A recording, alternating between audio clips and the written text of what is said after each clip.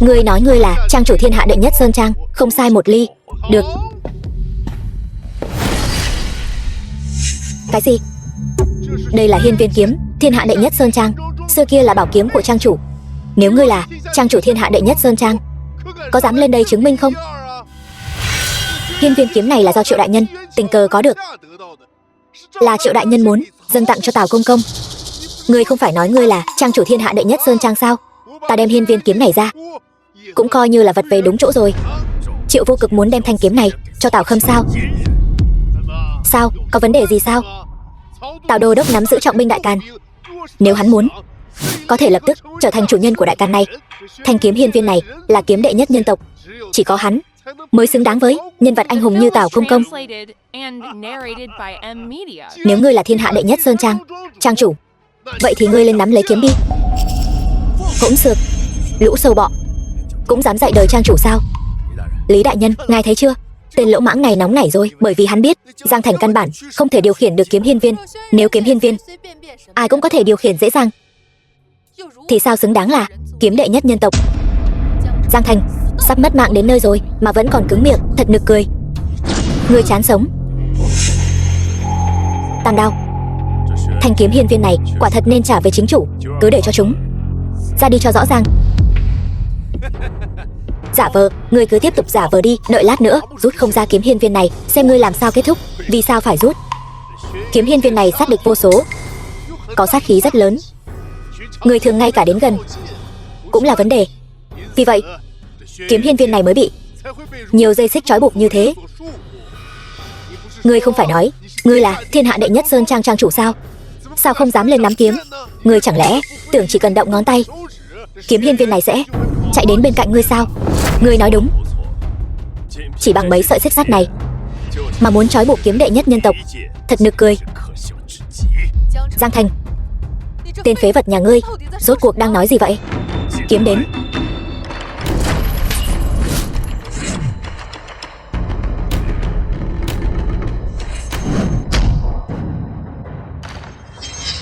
Lão bằng hữu, lâu rồi không gặp.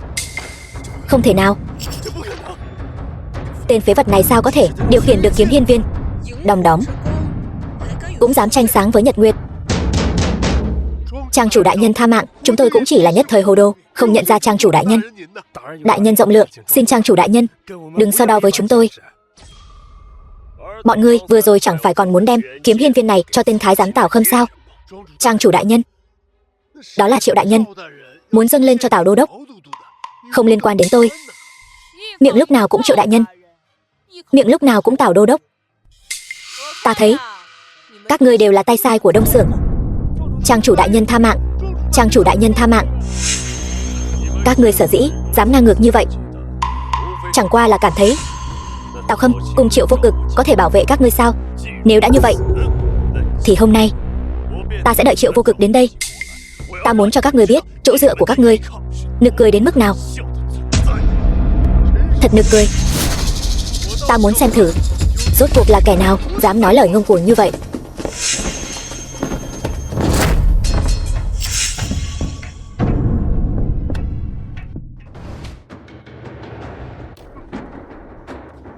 Các ngươi đang làm gì vậy? Các ngươi đều là tâm phúc của Triệu vô cực mà. Trong Đại Càn này, ngoài đô đốc ra, còn ai đáng để các ngươi hành đại lễ như vậy? Đứng dậy đi. Ngươi chính là Triệu vô cực, trấn thủ Kim Châu đúng không? Ngươi là ai? Vân Vật, đệ nhất mỹ nhân Kim Châu. Chắc hẳn ngươi là con rể nhà họ Vân rồi. Ngươi chỉ là một tên lưu dân mà dám gây rối ở địa bàn của ta. Còn các ngươi lại dám quỳ cho tên phế vật này, thật mất mặt Đông Xưởng. Triệu đại nhân, hắn ta chỉ là đồ bỏ đi. Đô đốc đã có được binh phủ của tứ đại tướng quân, nắm giữ vận mạnh Đại Càn. Nói ngài ấy là đệ nhất thiên hạ cũng không ngoa, còn ai có thân phận hiển hách hơn đô đốc? Xem ra những năm gần đây Đông Xưởng phát triển không tồi, đến nỗi đám lâu la bên dưới cũng trở nên vô phép vô thiên như vậy. Tên tiểu tử, hôm nay không chỉ ngươi phải mất mạng, ta còn muốn mang nữ nhân này đi dâng cho đô đốc. Ta mất mạng.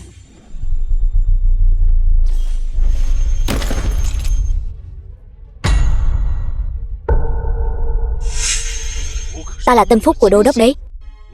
Các ngươi dám làm người của ta bị thương, còn dám kêu gào nữa không? Hiên viên kiếm. Ngươi là ai? Tại sao có thể điều khiển được hiên viên kiếm? Trên đời này, người có thể điều khiển hiên viên kiếm, còn có người thứ hai sao? Hắn ta là trang chủ đệ nhất Sơn Trang. Không thể nào. Hắn ta đã biến mất nhiều năm như vậy, sao có thể đột nhiên xuất hiện ở đây? 3 năm trước, ta đã tha cho Tào Khâm một mạng để hắn tự lo liệu. Nhưng hắn ta hình như không ghi nhớ lời ta nói. Trong lòng, nếu đã vậy, ta không cần phải nhân từ nữa. Tào Khâm sẽ đến chứ? Đúng không? Nếu đô đốc không có việc gì thì sẽ đến. Được, vậy ta sẽ đợi. Ta sẽ xử lý chủ tử các ngươi trước, rồi sẽ dạy dỗ lũ tay sai các ngươi sau. Hắn ta thật sự là trang chủ đệ nhất Sơn Trang sao? Phu nhân. Vận Nhi.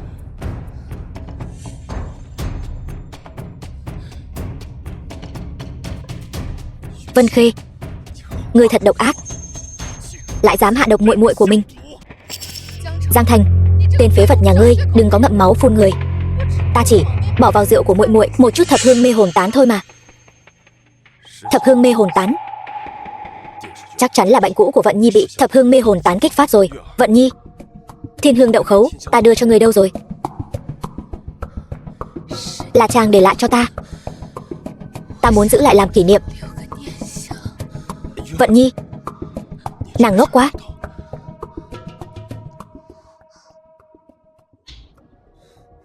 Trở về trước đi, đưa Vận Nhi đi giải độc. Dạ.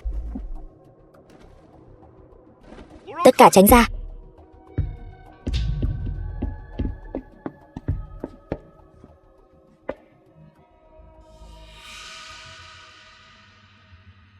Đồ vô dụng, dám phá hỏng chuyện tốt của chúng ta. Triệu đại nhân, người không sao chứ? Ta có thể có chuyện gì? Không sao. Trang chủ thiên hạ đệ nhất Sơn Trang sao lại xuất hiện ở đây? Triệu đại nhân, việc đô đốc giao cho ngươi làm đến đâu rồi? Hình công công. Thì ra là Hình Hùng, phó đô đốc Đông Xưởng. Vị này chính là hồng nhân trước mặt đô đốc đó. Nơi này sao lại tan hoang thế này? Thiên hạ đệ nhất Sơn Trang, trang chủ đã đến đây, còn làm bị thương người của ta nữa. Cái gì? Triệu đại nhân, ngươi đừng để bị lừa đấy. Ngươi nói vậy là sao? Theo ta được biết, trang chủ thiên hạ đệ nhất Sơn Trang nhiều năm trước khi đi tìm long mạch cho Đại Càn Hoàng đế đã mất tích. Chắc là đã gặp chuyện không may rồi. Mà những năm nay Đông Xưởng chúng ta không ngừng lớn mạnh. Thiên, địa, huyền, hoàng tứ đại hộ pháp chỉ có thể co rúm trong thiên hạ đệ nhất Sơn Trang, khổ sở chống đỡ, căn bản không thể rời khỏi Sơn Trang được. Tốt lắm, ta đã nói tên vô dụng đó. Hắn ta chính là đang mạo danh trang chủ thiên hạ đệ nhất Sơn Trang. Nhưng người vừa rồi, hắn có thể điều khiển hiên viên kiếm mà. Hiên viên kiếm dù sao cũng chỉ là đồ vật. Cái gì mà kiếm đứng đầu nhân tộc chứ? Chẳng qua chỉ là phóng đại mà thôi. Đừng nói là tên tiểu tử đó, dù là bản công công đây cũng có thể dùng được. Đúng vậy, Triệu đại nhân, tên lưu dân vô dụng đó, hắn ta chính là đang lừa chúng ta. Chúng ta nhất định không thể bỏ qua cho hắn. Hiện giờ đô đốc ở Đại Càn một tay che trời. Cho dù người trong miệng ngươi thật sự là trang chủ thiên hạ đệ nhất Sơn Trang thì đã sao? Chúng ta cứ để hắn biến mất là được. Nhưng Hình công công, nếu Giang Thành đó thật sự là trang chủ thiên hạ đệ nhất Sơn Trang, chỉ riêng hắn ta chúng ta cũng khó mà xử lý được. Huống chi còn có Thiên, Địa, Huyền, Hoàng tứ đại hộ pháp nữa. Yên tâm đi, lần này đến đây ta đã mang theo không ít cao thủ, sẽ kiềm chế Thiên, Địa, Huyền, Hoàng. Còn Giang Thành đó, cho dù hắn là trang chủ thiên hạ đệ nhất Sơn Trang, hiện giờ chẳng phải cũng đã có điểm yếu của mình rồi sao? Công công cao minh, chúng tôi nhất định sẽ tận lực vì Đông Xưởng. Hôm nay đô đốc sẽ không đến đâu. Đợi các ngươi giải quyết xong việc này, sẽ để đô đốc thăng quan tiến chức cho các ngươi. Đa tạ công công.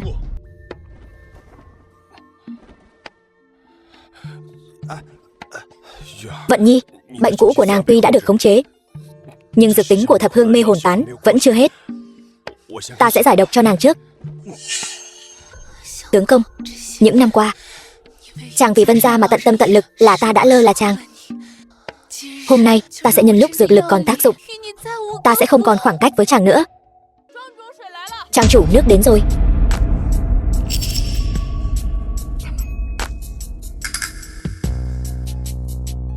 Trang chủ, nước đến rồi.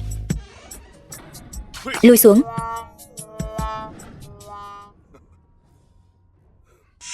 Hôm nay ở yến tiệc, người đã chém thuộc hạ của Triệu Vô Cực, bọn chúng chắc chắn sẽ không bỏ qua đâu.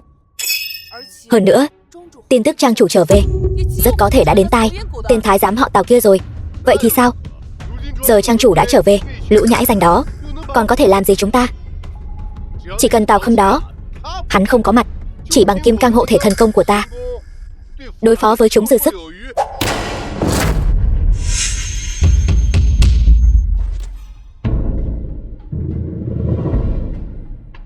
Hình Hùng đã tới Kim Châu. Đoạn huynh, làm sao vậy? Hình Hùng, phó đô đốc Đông Xưởng, đã đến Kim Châu rồi. Tính ra thì bây giờ chắc cũng đã gặp mặt Triệu Vô Cực và những kẻ khác rồi. Cái gì? Tên Hình Hùng đó là tâm phúc của Tào Khâm, hắn đến Kim Châu. Vậy những cao thủ Đông Xưởng đi theo hắn chắc cũng không ít. Bọn chúng sẽ không chơi bẩn chứ? Không ngờ người nằm cạnh ta lại là trang chủ của thiên hạ đệ nhất Sơn Trang, Vận Nhi. Ta không cố ý giấu nàng, chỉ là nàng cũng biết ta không quan tâm thân phận của chàng, chỉ cần là chàng là đủ rồi. Con nha đầu đáng ghét, mau cút ra đây cho ta. Giang Thành, dù sao bà ấy cũng là mẹ ta, ta mong chàng tha thứ cho họ. Được, vậy ta đi xem bà ấy.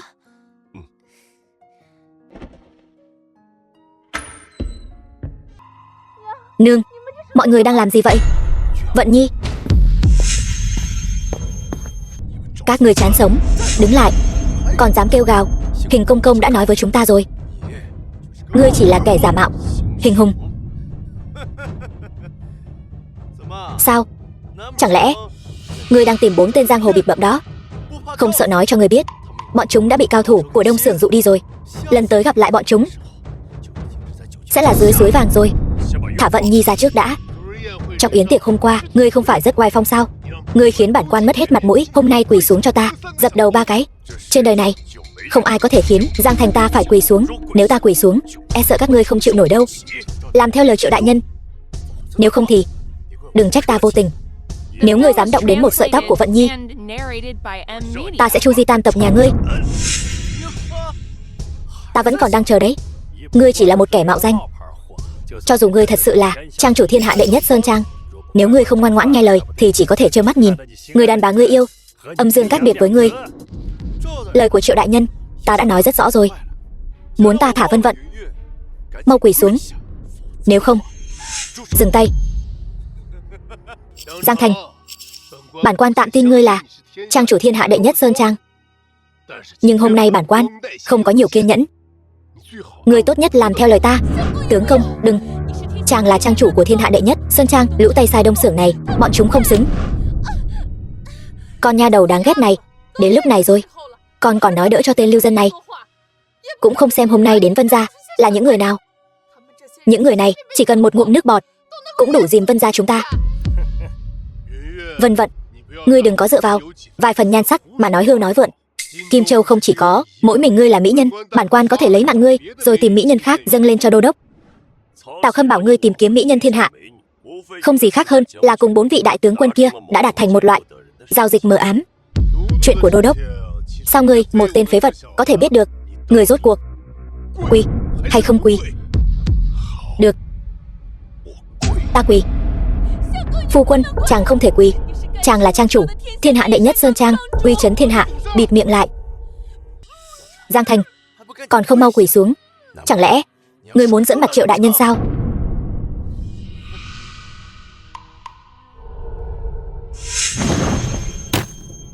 Triệu đại nhân, để tiểu nhân giúp hắn một tay.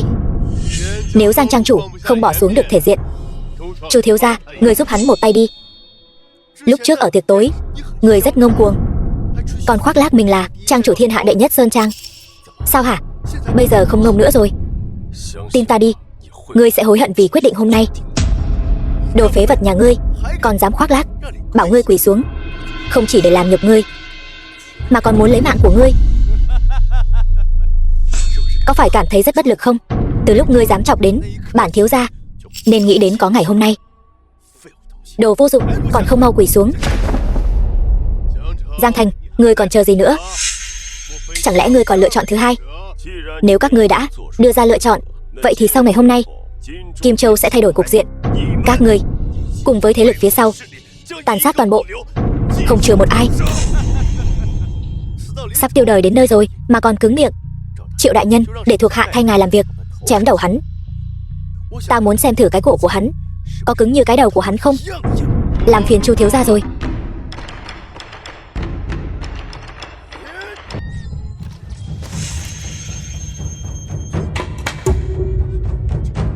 Cái này sao có thể? Kim Cang Bất Diệt Thần Công. Đây là tuyệt học của Hoàng tự Nhất Hào, của Thành Vũ Phi, thuộc Thiên Hạ Đệ Nhất Sơn Trang. Người trong thiên hạ đều biết Thành Vũ Phi biết Kim Cang Bất Diệt Thần Công, nhưng ai biết được công pháp của Thiên Địa Huyền Hoàng Tứ Nhân đều do một tay ta, Giang Thành, truyền thụ. Không thể nào. Chẳng lẽ người thật sự là trang chủ của Thiên Hạ Đệ Nhất Sơn Trang? Kiếm đến.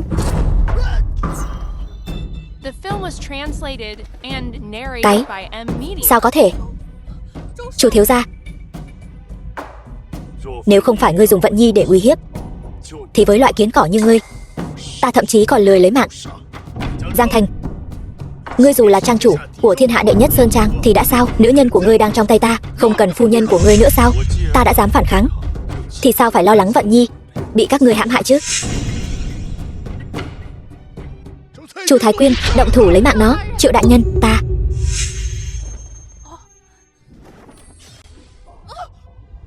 Khởi Nhi, đáng ghét. Trước mặt ta mà còn dám múa rìu qua mắt thợ. Hôm nay Kim Châu sẽ thay đổi thế lực. Các ngươi đã chọn sai phe, vậy thì cùng nhau xuống suối vàng đi.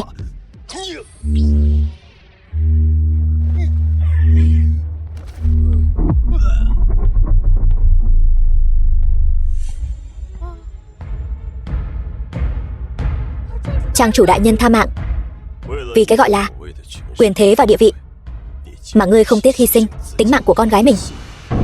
Thật lòng mà nói, ta rất muốn lấy mạng ngươi, nhưng ngươi không giống như Vân Khê ra tay với con gái mình. Vì vậy, mạng của ngươi sẽ do Vận Nhi quyết định.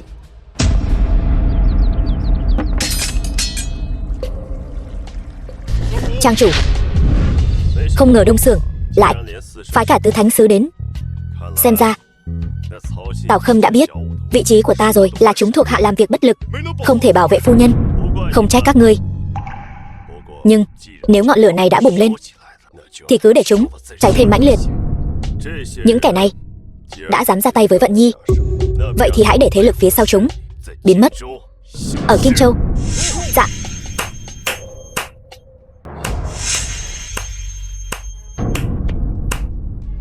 Quả nhiên là trang chủ Thiên Hạ Đệ Nhất Sơn Trang, dù đã lặng lẽ nhiều năm, tái xuất giang hồ vẫn có uy thế vô song.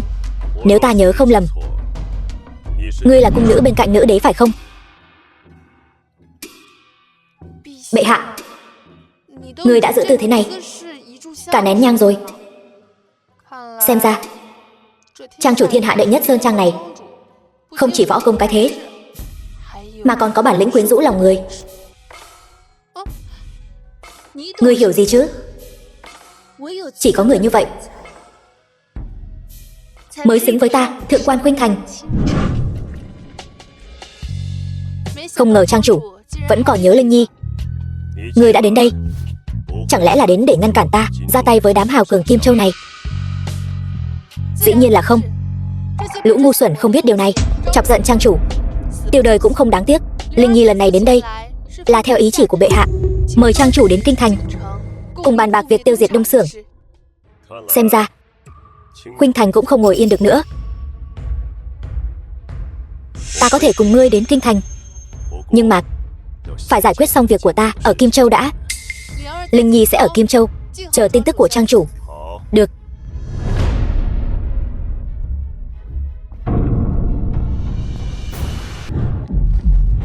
Trang chủ,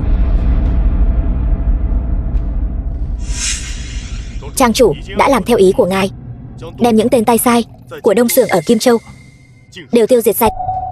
Có bao nhiêu người, tứ đại gia tộc Kim Châu đều cấu kết với Đông Xưởng, bao gồm cả những vị khách trong bữa tiệc chào mừng trước đó. Thế lực gia tộc phía sau cũng đều bị tiêu diệt. Dã tâm của Tào Khâm này thật không phải tầm thường. Nếu không phải thượng quan Khuynh Thành vẫn còn ngồi trên ngai vàng, ta còn nghi ngờ hắn mới là vua của Đại Can. Trang chủ, những năm nay Tào Khâm ở Đại Can làm điều ác không từ thủ đoạn, dân chúng đã oán hận ngập trời. Nếu hắn thật sự dùng bạo lực để đàn áp, yên tâm, Đông Xưởng sẽ không còn được bao lâu nữa. Giang trang chủ còn sống thật nằm ngoài dự liệu của ta. Người dẫn người trên đường Giang trang chủ trở về, thay ta chào đón hắn thật long trọng. Hoảng gì chứ? Giang trang chủ những năm nay không dám về thiên hạ đệ nhất Sơn Trang, chứng tỏ 3 năm trước hắn chắc chắn bị trọng thương. Vâng. Khoan đã, người báo cho tứ đại tướng quân, bảo họ cùng bản đô đốc đến hoàng cung một chuyến.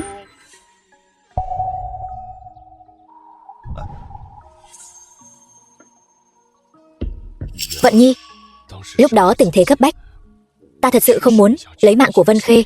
Chỉ là, tướng công, chàng không cần giải thích nữa. Vân Khê đã vung đao về phía ta, hãm hại ta, thì ta làm sao có thể coi nàng ta là tỷ tỷ ruột của mình nữa. Ta sở dĩ như vậy là bởi vì lo lắng cho chàng. Mấy chục năm trước, thiên hạ đệ nhất Sơn Trang quả thực là thế lực đứng đầu Đại Can, nhưng mấy năm gần đây Đông Xưởng hoành hành, ta lo các chàng vào kinh thì sát thủ của Tào Khâm sẽ tới. Tướng công, chàng không sợ sao?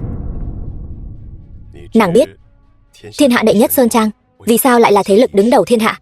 Ý của tướng công là thiên hạ đệ nhất Sơn Trang có ta, cho nên mới là thế lực đứng đầu thiên hạ. Nếu không có ta thì chỉ là một Sơn Trang.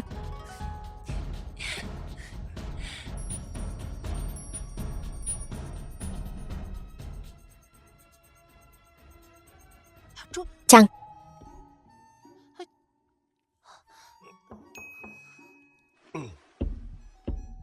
trang chủ, Linh Nhi đến rồi. Ta biết rồi. Vận Nhi, nàng có muốn cùng đi không? Ta muốn đi kinh thành một chuyến, không biết nàng có bằng lòng đi cùng không?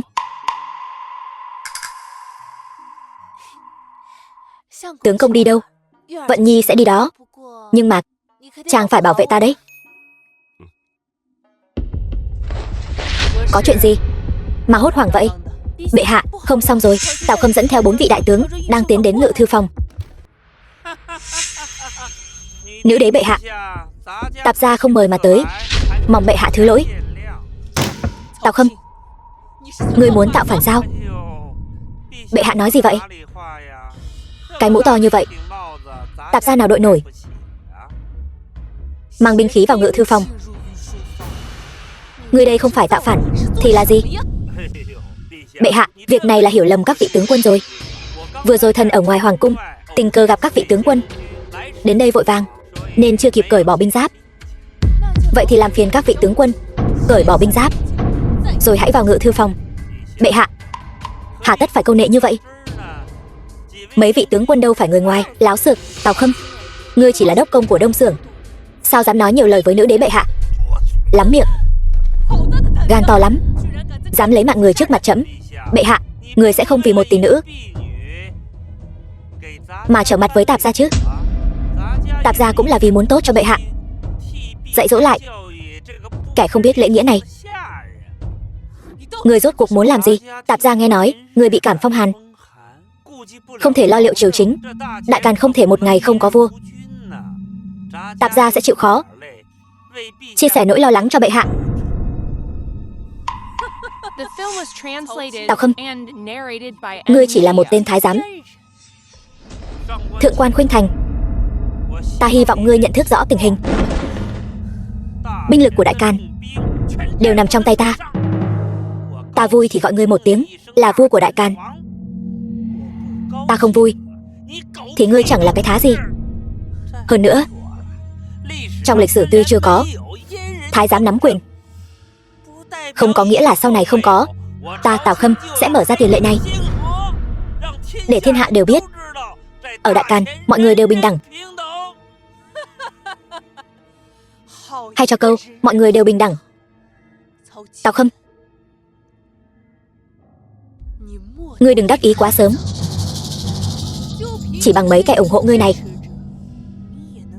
ngươi cũng có thể làm vua Đại Càn sao?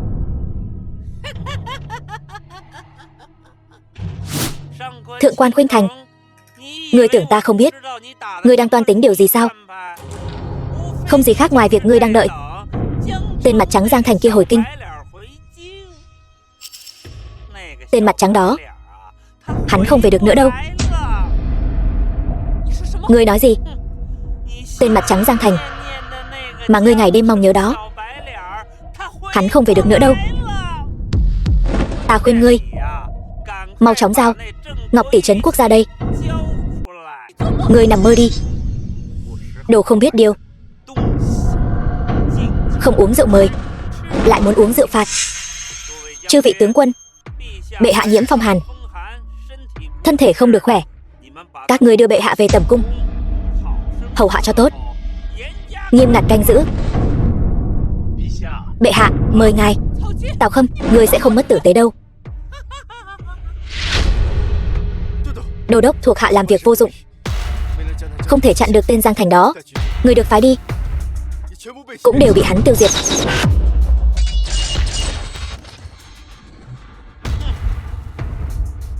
Không ngờ, thật không ngờ, tên Giang Thành này lại có thực lực như vậy. Chuyện này không thể trách ngươi. Ngươi hãy lui xuống dưỡng thương cho tốt. Ta còn việc quan trọng hơn, giao cho ngươi làm. Vâng, đô đốc. Nơi này là Hoàng cung Đại Càn sao? Không ngờ lại nguy nga tráng lệ đến thế. Trang chủ phu nhân, lời này của người sai rồi. Nói cho đúng ra, thiên hạ đệ nhất sơn trang của Giang trang chủ còn tráng lệ hơn Hoàng cung Đại Càn này nhiều. Thật sao? Đương nhiên rồi. Dù sao Hoàng cung Đại Càn này chỉ là cung điện của Đại Càn vương triều, còn thiên hạ đệ nhất sơn trang là sơn trang đệ nhất thiên hạ. Ngươi đừng nói bậy. Thiên hạ đệ nhất sơn trang này độc bộ thiên hạ, nhưng ta, Giang Thành, vẫn là người của Đại Càn. Được rồi, chúng ta đi gặp nữ đế thôi. Chắc hẳn lúc này tin chúng ta vào cung, nữ đế đã biết rồi. Trang chủ, mời đi lối này.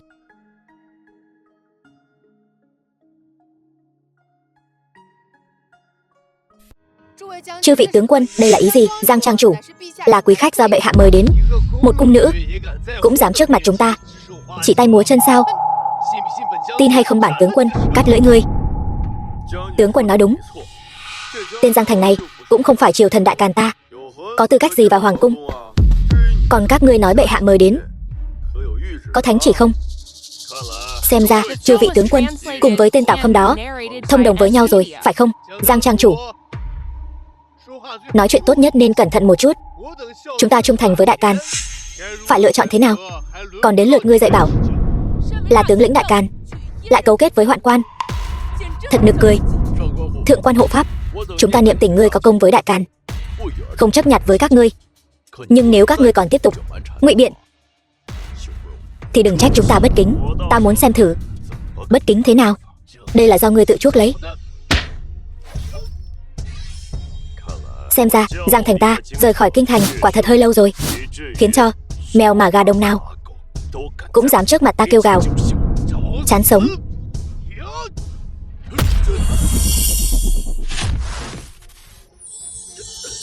Trên đời này chưa có nơi nào Giang Thành ta không đến được. Đừng nói là Hoàng cung Đại Càn, cho dù là Cửu Châu luyện ngục ta cũng có thể đến. Trang chủ đại nhân, ngài không cần để ý đến những kẻ phản nghịch này, cứ đi tìm bệ hạ trước đi. Nếu 4 đại tướng quân đã trực tiếp theo Tào Khâm đứng cùng một phe thì tình trạng của Thượng quan Khuynh Thành chắc cũng chẳng tốt đẹp gì. Còn các ngươi thì cứ quỳ ở đây đi. Giang trang chủ uy phong thật đấy.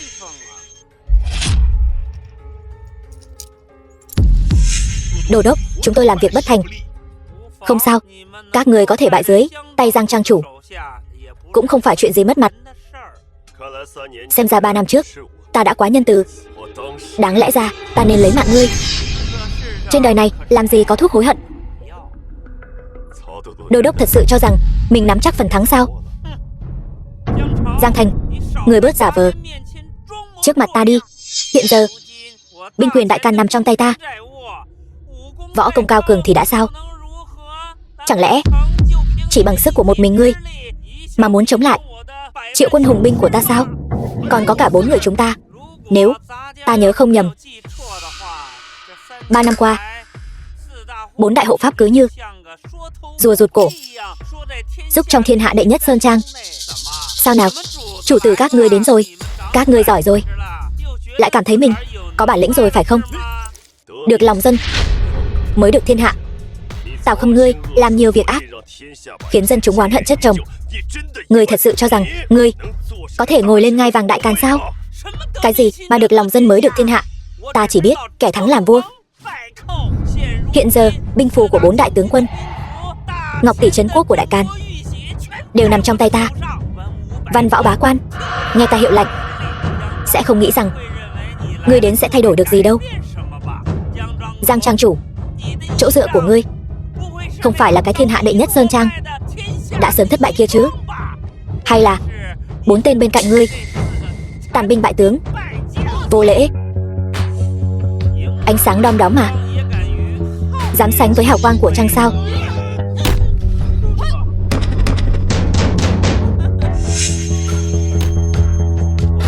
Ta đây còn chưa ra sức đâu. Không ngờ 4 tên phế vật các ngươi lại vô dụng đến vậy. Giang trang chủ, tạp gia rất thích ngươi. Nếu ngươi bằng lòng tự mình tịnh thân mà đến đông xưởng của ta, ta có thể để cho bọn họ dọn ra một vị trí phó đô đốc nhường cho ngươi. Ngươi thấy thế nào? Đô đốc, hiện nay đông xưởng này biết bao nhiêu người tranh nhau sứt đầu mẻ chán cũng muốn vào. Ngươi như vậy thật hời cho Giang trang chủ này rồi. Các ngươi, vị tướng quân này nói sai rồi. Ta và Giang trang chủ là chỗ quen biết cũ. Có chuyện tốt ta đương nhiên là nghĩ đến trang chủ rồi. Trang chủ, ý ngài thế nào? Trời muốn diệt Phong, ắt khiến hắn điên cuồng. 3 năm trước ta có thể không tốn chút sức nào mà lấy mạng ngươi. 3 năm sau cũng như vậy. Nếu đã như vậy, vậy bản đô đốc muốn xem thử 3 năm nay ngươi có tiến bộ gì. Thiên Cương Đồng Tử Công. Trang chủ, ngươi ở Kim Châu không phải đã tìm được bảo kiếm hiên viên của ngươi rồi sao? Nên ra tay rồi. Đối phó với ngươi cần gì phải ra tay. Xem ra Giang trang chủ không chỉ võ công trên tay lợi hại, mà võ mồm cũng không tệ. Đô đốc đã luyện Thiên Cương Đồng Tử Công đến cảnh giới cao nhất. Đừng nói là ngươi, dù là thiên quân vạn mã cũng không thể phá vỡ được phòng ngự, còn dám ở đây nói khoác. Giang trang chủ, hiện giờ ngươi đã không còn ở đỉnh cao nữa, còn ta đã không còn là ta của ngày xưa nữa. Hôm nay ngươi nhất định sẽ là đá kê chân trên con đường thành vương của ta. Thử xem. Thiên Cương. Trang chủ cẩn thận. Đồng Tử Công, tướng công. Cái mà ngươi gọi là mạnh hơn, trong mắt ta căn bản chẳng đáng nhắc tới. Đối với ta mà nói, cũng chỉ như một con kiến hôi, chán sống. Thiên Cương Đồng Tử Công.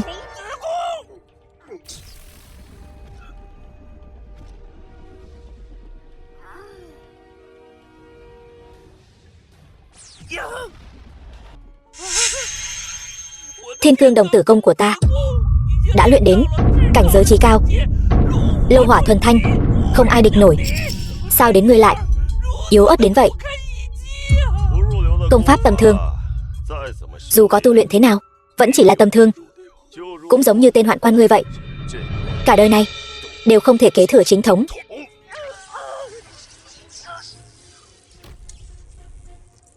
Sai lầm 3 năm trước ta sẽ không tái phạm.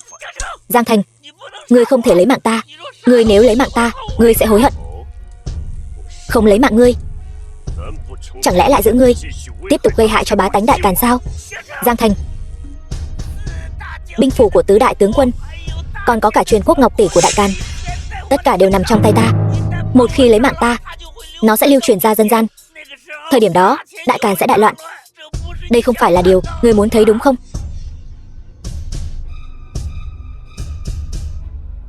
Giang trang chủ, xử lý tên này trước đã. Trấn quốc ngọc tỷ và binh phù tứ đại tướng quân, chúng ta cùng đi, tìm lại là được. Đừng lại đây. Thả cô ta ra, ngươi có lẽ còn một đường sống. Bản đô đốc còn chưa làm khó. Một cung nữ, nếu còn bức bách nữa, ta cũng không dám chắc chắn sẽ lấy mạng cô ta hay không. Tướng công, cứu Linh Nhi với. Thả nàng ta ra. Giang Thành, ngươi vẫn không thể thay đổi. Nếu hôm nay Tạp gia có thể thoát thân, khi gặp lại chính là lúc ngươi xuống Hoàng Tuyên. Trang chủ muốn xử lý ngươi bất cứ lúc nào cũng được. Ta không ngại nói cho ngươi biết. Ta đã tìm được long mạch. Cái gì? Ta đã thôn tính long mạch. Thời điểm đó, dù ngươi là thiên hạ đệ nhất thì sao? Ngươi có thể cản trở con đường thành vương của ta sao? Tào Khâm, Trần Long khí vận đó chỉ có thiên tuyển chi nhân mới có thể có được. Ngươi, một tên thái giám mà cũng dám nhúng chàm, ngươi đang tìm đường nộp mạng đấy.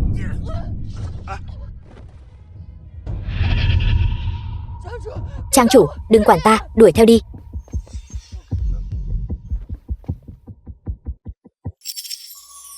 Chúng ta đi thôi. Trang chủ, nếu thật sự để tên Tào Khâm đoạt được long mạch, hậu quả sẽ vô cùng khó lường. 3 năm trước, khi ta tìm kiếm long mạch, đã từng bị một thế lực phục kích. Xem ra thế lực đó hẳn là người của Tào Khâm rồi. Động phủ đó cực kỳ bí mật, muốn tiến vào vô cùng khó khăn. Tuy nhiên, Tào Khâm lại dám chắc chắn như vậy. Chắc hẳn đã có cách tiến vào rồi. Trang chủ, nếu không thì thừa lúc Tào Khâm tìm kiếm long mạch, ta xử lý hết người của Đông Xưởng, đợi Tào Khâm quay về. Hắn không còn tâm phúc thủ hạ, vậy thì hắn ta chỉ là chó mất chủ. Đừng vội, hãy gặp bệ hạ trước.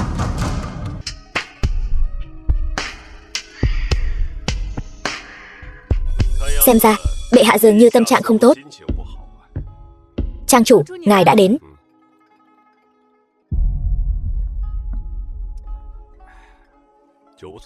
Rượu ngon. Khuynh Thành hổ thẹn vì sự tín nhiệm của trang chủ. Ấn ngọc trấn quốc bị Tào Khâm cướp mất rồi. Ta biết. Trang chủ, ngài không ở trên núi. Những năm này, thế lực của Đông Xưởng không ngừng mở rộng. Tào Khâm nắm trong tay 4 vị đại tướng quân, giờ lại có cả ấn ngọc. E rằng là ta mới đã giao thủ với Tào Khâm rồi. Theo lời hắn ta nói, hắn đã tìm được nơi tọa lạc của long mạch. Cái gì? Nếu lời hắn nói là sự thật, mấy ngày gần đây hắn ta chắc chắn sẽ có hành động. Trang chủ, không được, chúng ta nhất định phải tìm được long mạch trước hắn. Nếu như một khi hắn ta có được chân long khí vận, đại càn sẽ rơi vào tay hắn. Đến lúc đó, dân chúng đại càn sẽ rơi vào cảnh lầm than. Thôi nào, yên tâm đi, trang chủ chắc đã có diệu kế. Xin lỗi trang chủ. Khuynh Thành nhất thời quá nóng vội. Cho dù là tặng vàng bạc châu báu hay là tìm kiếm mỹ nữ, Tào Khâm trong việc mua chuộc lòng người quả thực đã bỏ ra không ít tâm tư. Từ phản ứng của 4 vị đại tướng quân mà xem, trên triều đình những kẻ ủng hộ Tào Khâm chắc chắn không ít. Thêm vào đó, ấn ngọc trấn quốc lại bị Tào Khâm đoạt mất. Trên triều đường nhất định sẽ có kẻ mượn cớ này ép người thoái vị. Những năm này, trẫm vẫn luôn chăm lo cho bách tính, nhưng lại bỏ sót cảm nhận của triều thần. Chẳng lẽ trẫm sai sao? Không phải vậy. Ngươi là chủ của đại càn, nhất định phải lo lắng cho lê dân bách tính. Chỉ có như vậy mới có thể thật sự có được sự ủng hộ của bách tính. Khuynh Thành vẫn luôn làm như vậy, nhưng giờ lại bị Tào Khâm giam lỏng ở đây. Đó là vì ta không có ở đây. Tiên Hoàng lập ra thiên hạ đệ nhất sơn trang, quy tụ anh tài thiên hạ, chính là vì muốn giữ vững đại càn, để hoàng thất đại càn được vững vàng, để bách tính đại càn được an cư lạc nghiệp. Thế nhưng đại càn bây giờ đã rách nát tả tơi. Tào Khâm, tên thái giám đó, lại dám ngồi lên ngôi vị của ta. Bệ hạ yên tâm.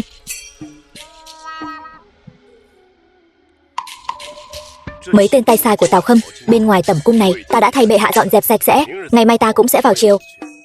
Đến lúc đó ta sẽ giúp bệ hạ chỉnh đốn lại triều đình.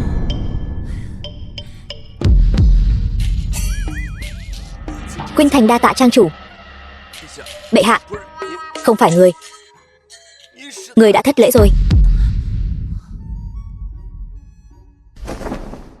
Trang chủ khinh thường Khuynh Thành. Bệ hạ nói gì vậy? Bệ hạ là đệ nhất mỹ nhân Đại Càn. Người như tên Khuynh Quốc Khuynh Thành, trên đời này chẳng có nam nhân nào gặp người mà không động lòng. Trang chủ, thật sự nghĩ vậy sao? Ta thề đấy. Vậy sao chàng lại từ chối trẫm? Chuyện Giang Thành ở Kim Châu chắc bệ hạ đã biết. Giang Thành đã có hôn phối. Khuynh Thành có thể làm thiếp mà. Không được đâu. Bệ hạ là chủ của Đại Càn. Nếu làm thiếp người ta, chuyện này truyền ra ngoài, bá tánh Đại Càn sẽ nghĩ sao về bệ hạ?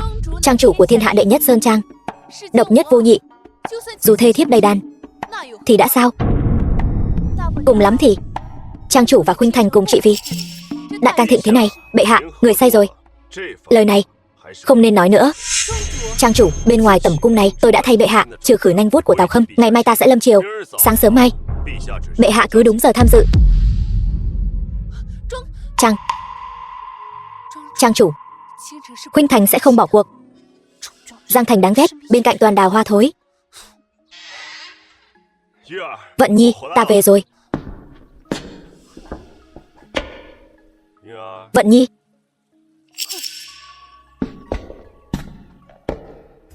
Vận Nhi, nàng sao vậy? Đêm nay chàng chẳng phải nên qua đêm ở tầm cung của nữ đế sao? Vận Nhi, nàng nghe ai nói vậy? Ta đến gặp bệ hạ là để bàn chuyện tiêu diệt Tào Khâm. Thật sao? Vậy sao ta nghe mọi người nói nữ đế từ nhỏ đã để ý chàng? Nàng nghe ai nói vậy? Liên quan gì đến chàng? Tuy mọi người đều nói vân vận ta là đệ nhất mỹ nhân Kim Châu, nhưng so với nữ đế, ta quả thật kém hơn chút. Ta tự biết mình, ta vẫn hiểu được. Đại Càn chẳng phải đều coi trọng môn đăng hộ đối sao? Chàng Giang Thành, thân là trang chủ của thiên hạ đệ nhất Sơn Trang, với nữ đế kia tự nhiên là xứng đôi hơn. Xứng đôi hơn. Tướng công, chàng làm gì vậy? Ta làm gì? Đương nhiên là sử dụng quyền lợi tướng công của ta. Đây là trong cung, chàng đừng làm loạn. Trong cung thì sao?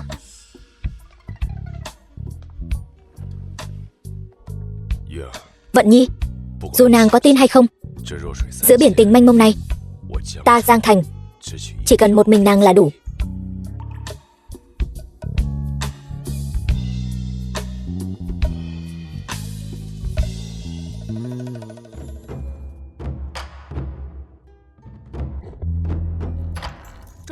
Trang chủ sao chưa tới? Có lẽ sẽ tỉnh dậy muộn hơn. Vậy thì không đợi hắn nữa, chúng ta đi lâm triều. Nữ đế, mấy hôm trước chẳng phải bị Tào đô đốc giam lỏng trong tẩm cung sao? Sao hôm nay lại lâm triều? Nghe đồn là thiên hạ đệ nhất trang chủ của Sơn Trang đã trở về, hiện đang ở trong hoàng cung. Đánh đuổi Tào đô đốc, nữ đế mới dám lâm triều. Trang chủ, người lại say sưa trong trốn ôn nhu hương, quên mất đã hứa với Khuynh Thành sẽ đến sớm lâm triều rồi.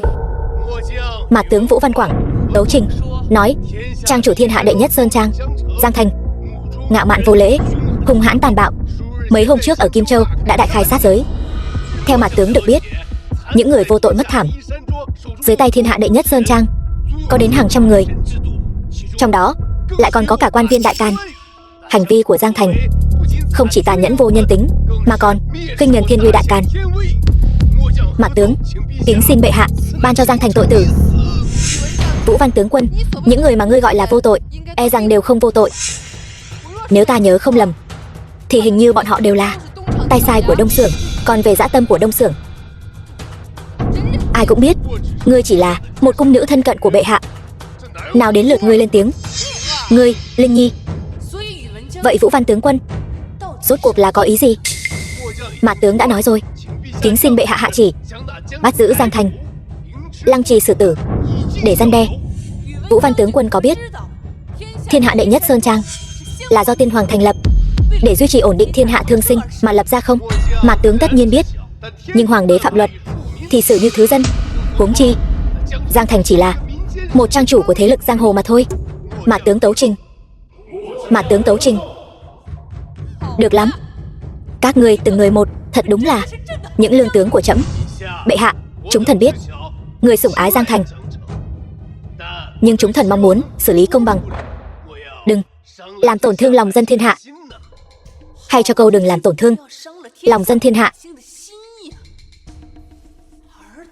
Các ngươi cùng Đông Xưởng cấu kết với nhau, thật sự cho rằng trẫm không biết sao? Hôm nay các ngươi đến đây rốt cuộc là muốn trẫm trừng phạt Giang Thành, hay là muốn ép cung trẫm?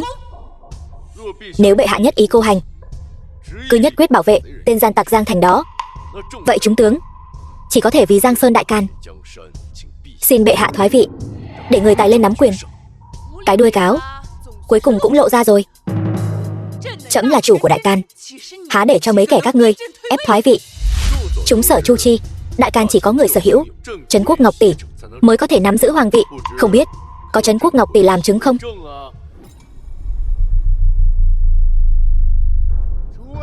Chư vị đều thấy rồi chứ. Thượng quan Khuynh Thành ngay cả Trấn Quốc Ngọc Tỷ cũng có thể làm mất, cô ta còn có tư cách gì tiếp tục ngồi trên đế vị đại càn của ta? Thượng quan Khuynh Thành, đại thế đã hết, ta khuyên ngươi vẫn nên ngoan ngoãn nhường ngôi vị này ra. Đô đốc nhân từ, đợi hắn tuần tra long mạch trở về, nói không chừng còn có thể giữ lại mạng cho ngươi. Thật không ngờ các ngươi lại vì một tên thái giám bức trẫm thoái vị. Quả không hổ danh là hảo tướng lĩnh của trẫm.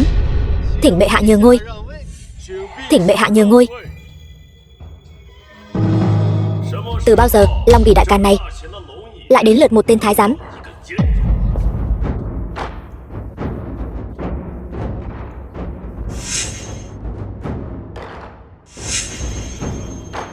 Bệ hạ,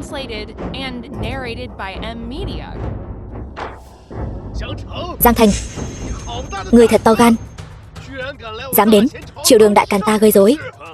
Xem ra hôm qua chư vị tướng quân ở ngoài cung quỳ một ngày vẫn chưa nhận ra vấn đề của mình nằm ở đâu. Ngươi đừng có ở đây ngụy biện.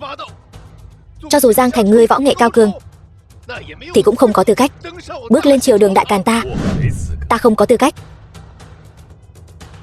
Hãy nhìn cho kỹ. Hộ Long đại tướng quân chính nhất phẩm, cái này sao có thể? Năm đó tiên hoàng lập thiên hạ đệ nhất sơn trang, cũng từng đặt cho thiên hạ đệ nhất sơn trang một cái tên khác, Hộ Long Sơn Trang. Nơi được bảo vệ chính là đại càn quân chủ. Tại hạ bất tài, giữ chức chính nhất phẩm Hộ Long đại tướng quân, cấp bậc vừa hay cao hơn chư vị tướng quân một chút. Không thể nào, bản tướng chưa từng nghe qua cái gì gọi là Hộ Long đại tướng quân. Ta thấy đây chính là do tên phế vật ngươi tự bịa ra. Đúng vậy, bản tướng quân cũng chưa từng nghe nói đến cái gì gọi là Hộ Long Sơn Trang. Giang Thành ơi Giang Thành, thuộc hạ của bọn ta ngay bên ngoài Kim Loan Điện này, hôm nay ngươi đã tự chui đầu vào lưới. Bọn ta đành phải miễn cưỡng thay đô đốc giải quyết cái phiền phức này. Người đâu? Người đâu? Chư vị đừng kêu nữa. Bên ngoài Kim Loan Điện này đã không còn người của các ngươi nữa rồi. Cái gì? Các ngươi cấu kết với Tào Khâm mưu phản, đây là tội trảm. Hôm nay ta đến đây chính là để lấy mạng ngươi. Không thể nào, bọn ta có hàng vạn người ở ngoài, sao có thể bị ngươi tiêu diệt hết được? Ta đương nhiên sẽ không tàn sát hàng vạn người. Chỉ là thuộc hạ của chư vị cũng không phải ai cũng là kẻ ngu ngốc. Ngươi có ý gì? Vào đi. Không thể nào. Trương Khởi Linh, các ngươi đang làm gì vậy? Muốn tạo phản sao? Nếu thật sự phải nói là tạo phản, chư vị tướng quân và tên Tào tặc kia làm mới là tạo phản phải không? Trương huynh nói đúng lắm. Bệ hạ vì nước vì dân, đổi lại là các ngươi cùng bọn hoạn quan cấu kết mưu đồ phản nghịch, quả thật tội ác tày trời. Bệ hạ, ở đây ghi chép rõ ràng toàn bộ tội trạng của 4 vị đại tướng quân cấu kết với Tào Khâm, không chỉ hãm hại binh sĩ đại càn chúng ta, còn vơ vét của cải của dân, cưỡng đoạt phụ nữ lương thiện đại càn.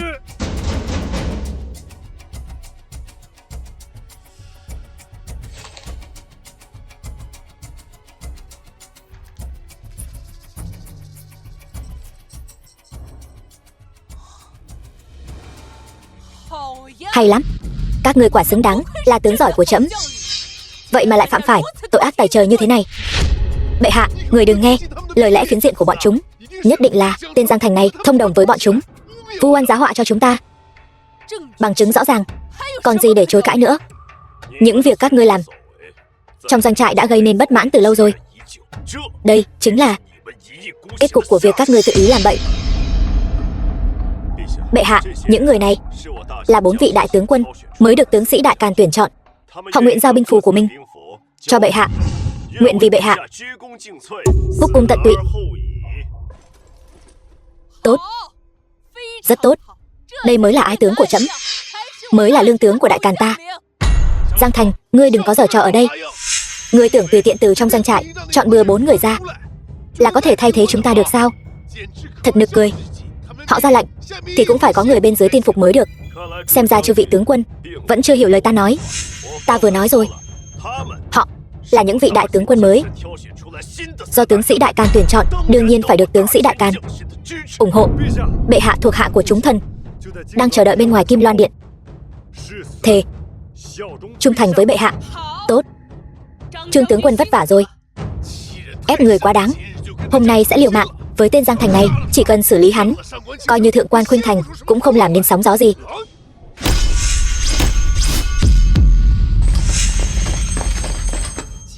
Dám động võ ở Kim Loan Điện,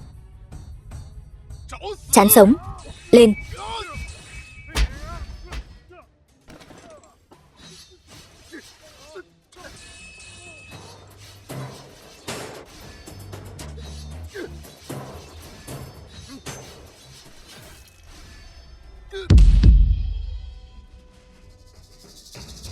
Sự việc xảy ra đột ngột, chúng thần ở Kim Loan Điện động võ, mong bệ hạ thứ tội. Không sao, chư vị ái tướng, là vì bảo vệ trẫm và đại tướng quân thôi. Không những không có lỗi mà còn có công thưởng, mỗi người thưởng vạn lượng hoàng kim. Tạ bệ hạ. Hôm qua không lấy mạng các ngươi là vì nhớ đến công lao các ngươi đã lập cho Đại Càn, muốn cho các ngươi một cơ hội cuối cùng, nhưng tiếc là các ngươi đã không trân trọng. Bây giờ mất dưới tay tâm phúc của mình, cũng coi như là các ngươi tội đáng tội phải chịu. Kéo xuống đi. Dạ.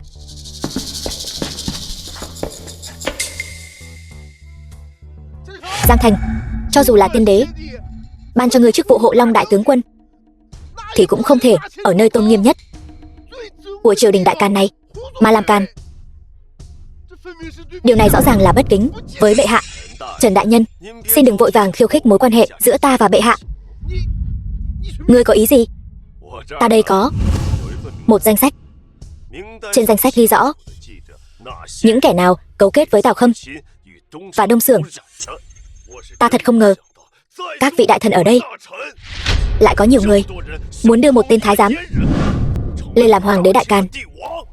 Ngươi láo xược, ngươi đang vu khống, có hay không? Lát nữa sẽ rõ. Thiên địa huyền hoàng.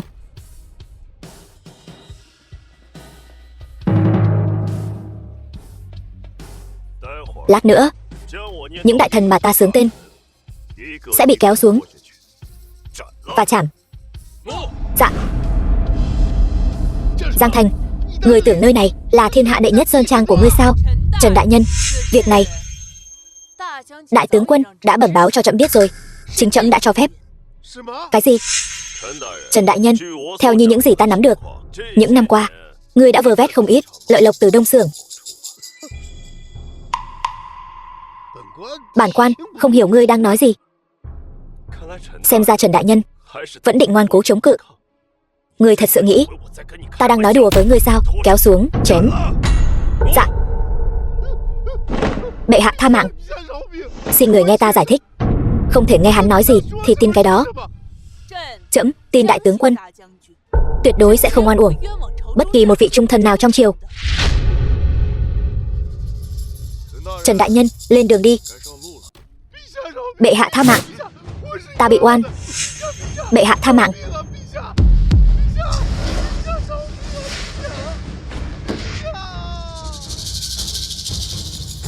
Đại tướng quân, xin hãy tiếp tục đọc.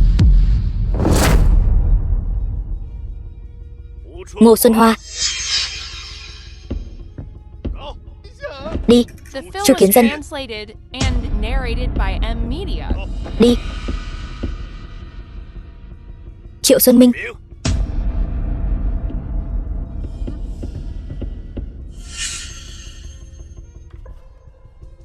Những vị chưa được xướng tên không phải vì các vị trong sạch, mà là vì bệ hạ nhân từ, muốn cho các vị thêm một cơ hội. Tạ ơn bệ hạ khai ân. Mong mọi người tự trọng. Nếu còn làm ra chuyện bất trung với đại can, bất trung với bệ hạ, chảm. Chúng thần xin thề trung thành với đại can, trung thành với bệ hạ.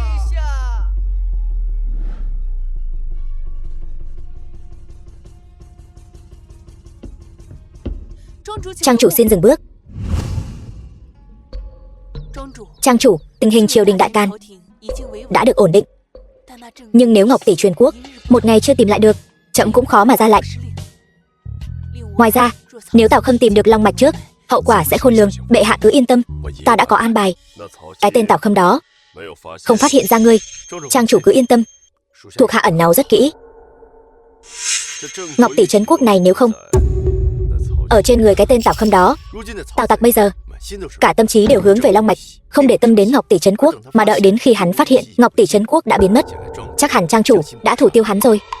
Theo như lời ngươi nói, long mạch này nằm ở Kim Châu, phải? 3 năm trước, ta vất vả tìm kiếm long mạch, thật không ngờ long mạch lại ở ngay dưới chân ta. Ngươi hãy về trước đi, rời đi quá lâu, Tào Khâm e là sẽ sinh nghi. Vâng.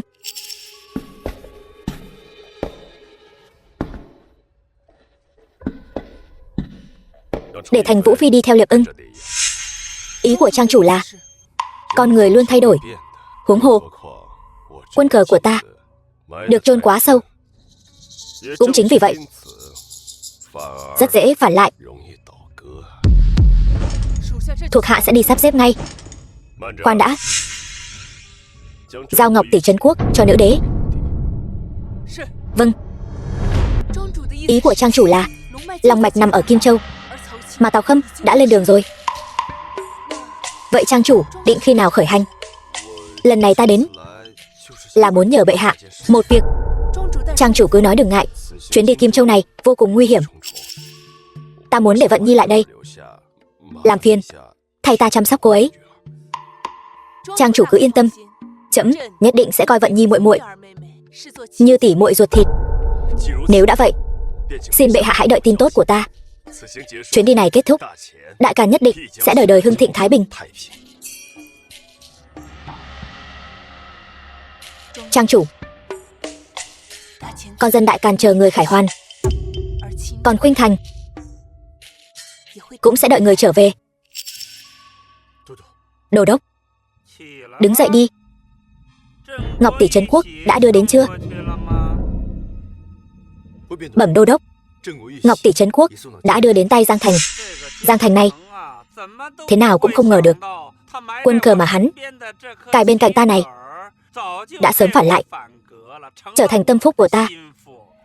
Đô đốc liệu sự như thần, bây giờ long mạch lại bị ngài tìm ra. Giang Thành đó sao có thể là đối thủ của ngài? Quả nhiên như trang chủ đã nói, Liệp Ưng này đã đầu hàng Tào tặc. Ta phải quay lại báo cho trang chủ biết. Là ai đó?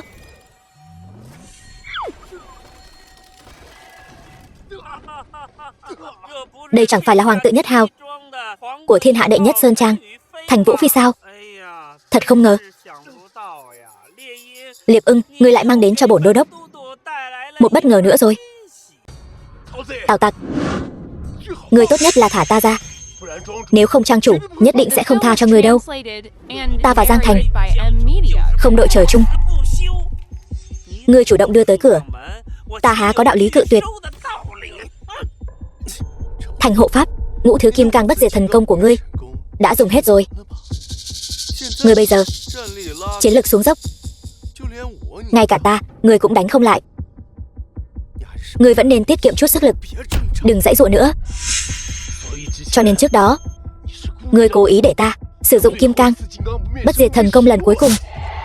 Đô đốc liệu sự như thần, biết rõ Giang Thành kia khó đối phó, bất quá có thể khiến ngươi dùng hết thành hộ pháp 5 lần kim cang bất diệt thần công, cũng coi như là suy yếu chỉnh thể chiến lực của thiên hạ đệ nhất Sơn Trang. Hèn hạ. Thôi được rồi. Liệp Ưng, đừng nói nhảm với hắn nữa.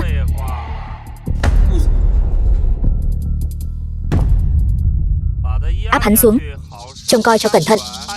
Hắn có khả năng là con bài tẩy cuối cùng của ta để đối phó với Giang Thành. Vâng đô đốc. Đợi đã. Ngươi lập tức đi tìm Giang Thành. Cứ nói Thành Vũ Phi đã bị ta bắt. Ta muốn hắn cấp bách sinh loạn. Thuộc hạ đã rõ. Chúng ta đã đến Kim Châu. Vũ Phi vẫn chưa trở về sao? Vẫn chưa, trang chủ. Tào Tặc sinh tính xảo quyệt. Hắn, trang chủ. Trang chủ, thuộc hạ bị Tào Tặc phát hiện. Thành hộ pháp vì cứu thuộc hạ bị Tào Tặc bắt sống. Cái gì? Trang chủ. Hiện giờ Thành Vũ Phi 5 lần kim cang bất diệt chi thân đã dùng hết toàn bộ, vạn nhất đối đầu với Tào Tặc, hắn tuyệt đối không phải đối thủ. Tào Khâm lại không lập tức lấy mạng Vũ Phi, vậy thì chứng tỏ hắn muốn cho mình thêm một số bảo đảm. Khi chưa hoàn toàn nắm chắc, trước khi trở thành địch thủ của ta, Vũ Phi sẽ an toàn. Nếu ta đoán không lầm, nơi long mạch tọa lạc chính là ở Tầm Long Sơn. Trang chủ biết, 3 năm trước ta dựa theo manh mối tìm được Tầm Long Sơn, nhưng ở bên ngoài Tầm Long Sơn có một kết giới cực mạnh. Ta đã thử rất nhiều cách, đều không phá được kết giới, ngược lại bị kết giới làm bị thương. Nếu nói long mạch ở Kim Châu thì Tầm Long Sơn tất nhiên là nơi đáng ngờ nhất. Long mạch quả thật ở Tầm Long Sơn. Tào Tặc lúc này có lẽ đã lên đường đến Tầm Long Sơn. Tốt. Nếu đã như vậy, ngươi đi thông báo cho Tam Đao và Đoạn Nhai, chúng ta cũng xuất phát. Vâng.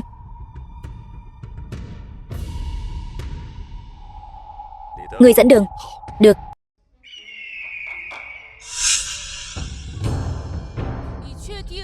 Ngươi chắc chắn long mạch ở chỗ này sao? Thượng quan hộ pháp, ngươi nghi ngờ ta thì cũng thôi đi, cũng không thể nghi ngờ trang chủ chứ. Nhưng trang chủ cũng đã nói, 3 năm trước hắn ở cửa Tầm Long Sơn này gặp phải một kết giới cực mạnh. Tuy ta nghe Tào Tặc nói long mạch ở chỗ này, vị trí cụ thể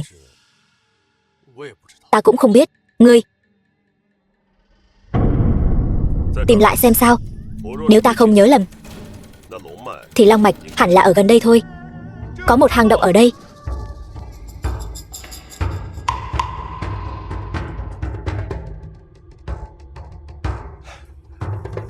Xem ra long mạch này ở ngay trong động rồi.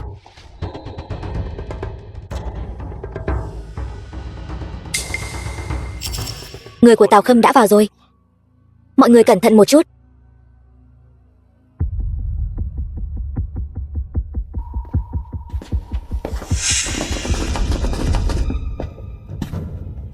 Có mai phục. Giang trang chủ, chúng ta lại gặp nhau rồi. Ngươi biết ta sẽ đến sao? Giang trang chủ, nhất cử nhất động của ngươi ta đều rất quan tâm đấy. Ngươi tự tin như vậy, xem ra long mạch đã vào tay rồi. Ngươi xúc sinh, ngươi đã rơi vào tay bổn đô đốc rồi, ngươi còn muốn chạy sao? Tào Khâm, giao long mạch ra. Có lẽ ta còn có thể cân nhắc để cho ngươi toàn thây. Giang trang chủ, ngươi e rằng không biết tình cảnh hiện tại của mình đâu. Ngươi có ý gì? Trang chủ, cẩn thận. Vậy ra đây là át chủ bài của ngươi. Ta đã sớm biết. Giang trang chủ thân thủ bất phàm, ta sao có thể lơ là được. Người đâu? Áp giải hắn lên cho ta. Thành Vũ Phi. Trang chủ, cho dù thân thủ người bất phàm thì đã sao? Dám phản kháng nữa, ta sẽ lấy mạng tên hoàng tự Nhất Hào này đấy. Ngươi đang đùa với lửa đấy. Ta chính là đang đùa với lửa. Ngươi làm gì được ta? Còn không mau tới giãn gân cốt cho trang chủ.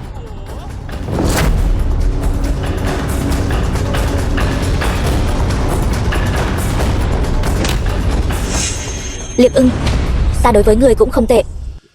Tại sao ngươi lại phản bội ta? Đủ rồi. 5 năm trước, trang chủ đưa tiểu nhân vào Đông Xưởng. Có từng nghĩ tới sẽ có ngày hôm nay không? Thật ra mà nói, ta đi theo ngươi còn sớm hơn cả 4 người. Thiên địa huyền hoàng, thân thủ của ta cũng không kém gì bọn họ. Tại sao bọn họ lại là tứ đại hộ pháp của thiên hạ đệ nhất Sơn Trang, còn ta lại chỉ là một quân cờ đầy nguy hiểm? Đó là vì ta tin tưởng ngươi, nên mới sắp xếp ngươi ở bên cạnh Tào Khâm. Đủ rồi, những lời ma quỷ đó. Trang chủ hãy để dành kiếp sau mà nói đi. Trang chủ, ngươi đủ rồi đấy. Trang chủ, ngươi không sao chứ? Trang chủ, ngươi tự cho rằng võ công của mình là thiên hạ đệ nhất, nhưng trong mắt ta chỉ là trò cười thôi. Nhưng ta vẫn phải cảm ơn ngươi. Nếu không có ngươi, ta sao có thể dễ dàng tìm được long mạch chứ? Càng không thể nào dòng nó được chân long khí vận này. Tào Tặc, các ngươi đừng có hung hăng. Sao? Chẳng lẽ ta nói sai sao? Trang chủ của các ngươi hiện giờ đang bị trọng thương, còn ngươi, Hoàng tự Nhất Hào, cứ để kiếp sau hãy nói. Kim cang bất diệt thần công của hắn đã không thể thi triển được nữa.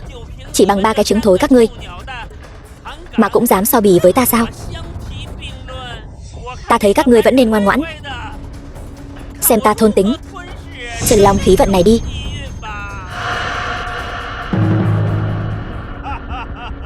Giang trang chủ, ngươi cười cái gì vậy? Ngươi thật sự cho rằng đại cục đã định rồi sao? Nếu không thì sao?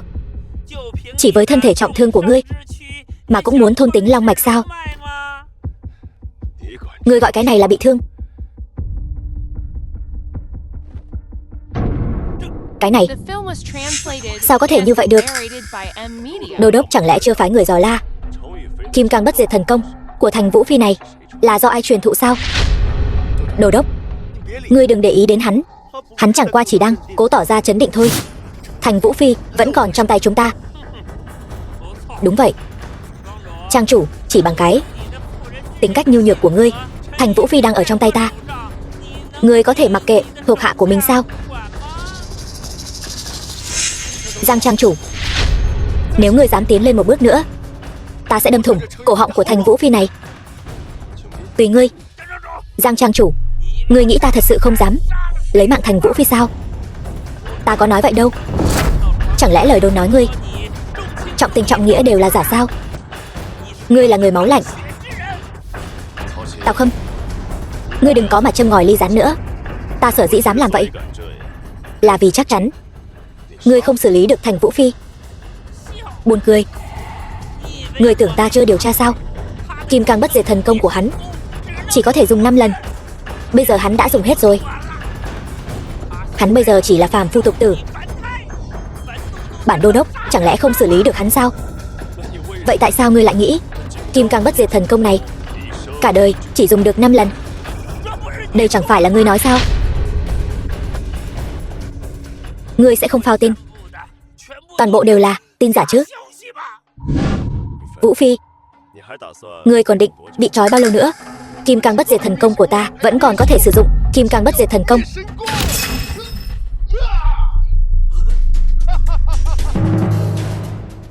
Tào Tặc, ngớ người ra chưa? Vừa rồi chẳng phải rất ngông cuồng sao? Còn ngươi nữa. Giang Thành, bản đô đốc thật sự đã xem thường ngươi. Những điều này đều do ngươi bày mưu cho ta phải không? Ta chỉ tùy tiện sai người thổi gió bên tai ngươi thôi. Không ngờ ngươi lại thật sự tin. Đô đốc, chuyện này không liên quan đến ta. Ta không biết Giang Thành này sẽ lừa ta. Ngươi đã sớm biết ta là người của đô đốc rồi. Thiên hạ đệ nhất Sơn Trang nắm giữ tình báo của toàn thiên hạ. 5 năm trước, lần đầu tiên ngươi tỏ ý muốn lấy lòng Tào Khâm, nhất cử nhất động của ngươi trước mặt ta đều không thể che giấu. Ngươi, đô đốc, bản đô đốc không nuôi kẻ vô dụng. Phải nói là trang chủ lại mang đến cho Tạp gia một bất ngờ. Nhưng mà Trang chủ có phải là quá tự tin rồi không? Long mạch hiện giờ đang ở trong tay ta. Ta chỉ cần thôn tính nó, sẽ nhận được sự phù hộ của chân long khí vận. Đến lúc đó, dù là Giang Thành ngươi, cũng không thể xử lý được Tạp gia. Tào Khâm, ngươi thật sự nghĩ rằng ngươi có thể thôn tính long mạch này sao? Vậy thì ngươi cứ nhìn đi. Tào Tặc, gan thật lớn. Ngươi, tên thái giám này cũng dám hấp thu chân long khí vận. Cản bọn chúng lại cho Tạp gia. Tranh thủ thời gian cho Tạp gia. Ta muốn hoàn toàn hấp thụ long mạch chân khí này, rồi sẽ xử lý ngươi.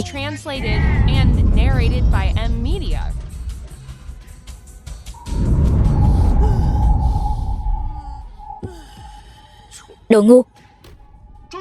Trang chủ, mau ngăn hắn lại. Chuyện gì thế này? Cưỡng ép thôn tính long mạch chỉ sẽ phản tác dụng mà thôi. Ra đây cho ta.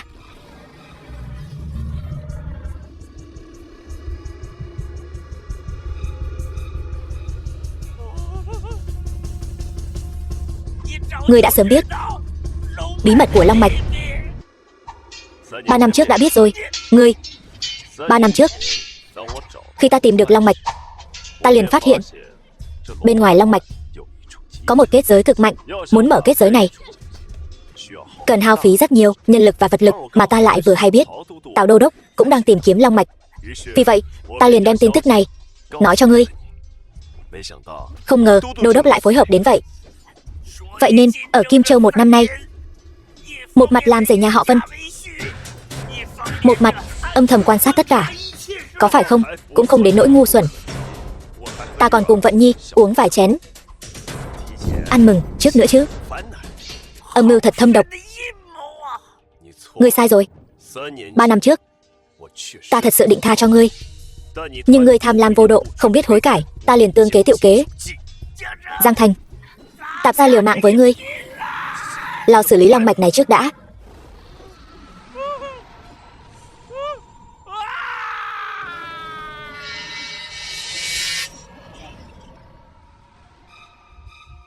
Tào Tặc, vậy mà tiêu đời rồi sao?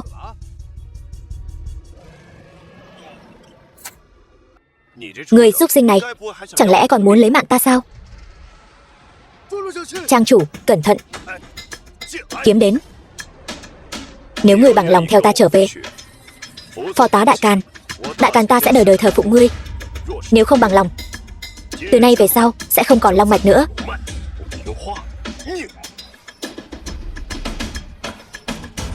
Nghe nói thịt rồng cũng ngon lắm đấy. Ta còn bộ giáp, chỉ thiếu một cái thắt lưng. Nghe nói gân rồng rất chắc chắn.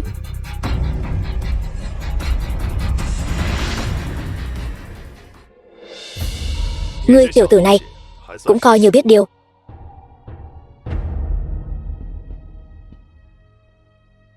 Trang chủ, đây chính là long mạch. Đúng vậy. Được rồi, long mạch đã có được, chúng ta hồi kinh thôi.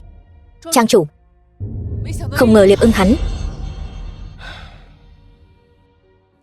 hắn đi theo Tào Khâm làm điều phi pháp, thì nên nghĩ đến sẽ có ngày hôm nay. Chúng ta đi. Cung nghênh đại tướng quân Khải Hoàn. Đại tướng quân, bệ hạ, Tào Khâm đã mất, ngày sau sẽ không còn Đông Xưởng nữa. Long mạch, đây chính là long mạch. Sao không oai phong lẫm liệt giống trong truyền thuyết?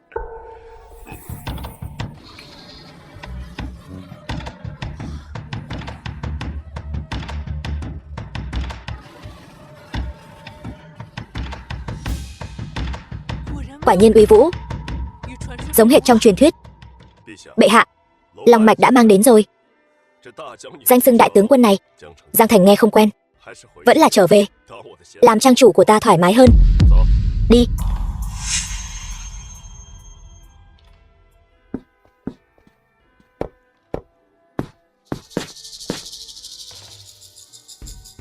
Trang chủ, Nam Phương Trấn Ma Ti đưa đến Chí Bảo Sơn hạ ấn. Đây đã là món quà chúc mừng thứ 100 mà chúng ta nhận được. Nếu cứ tiếp tục như thế này, thiên hạ đệ nhất sơn trang của chúng ta sẽ chất đống không còn chỗ mất. Trang chủ, ngươi đến đây làm gì? Trang chủ đã về trang rồi. Linh Nhi, dĩ nhiên là đến tặng quà chúc mừng cho trang chủ rồi. Quà gì vậy?